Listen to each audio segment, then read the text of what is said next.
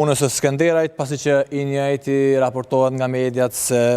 është rrogullisur së bashku me traktorin derisa ishte duke punuar në pyll. Lajmin për Klan Kosova .tv e ka konfirmuar edhe zëdhënësja e policisë për rajonin e Mitrovicës, Fexhirije Plana, e cila tha se bëhet fjalë për një person të moshës rreth 55 vjeçare. Sot, rreth orës 19 është raportuar se në fshatin Kotor të Skenderajt, një person i moshës madhore derisa kishte qenë duke punuar në pyll, është rrogullisur me traktor. Njerëzit relevante thot kanë dalë në vendin e ngjarjes ku mjeku kujdestar ka njoftuar dhe ka konstatuar se personi në fjalë i moshës 55 vjeçare, pra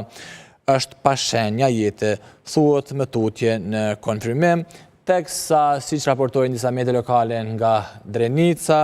i njëjti është veteran i luftës së ushtrisë kombëtare të Kosovës.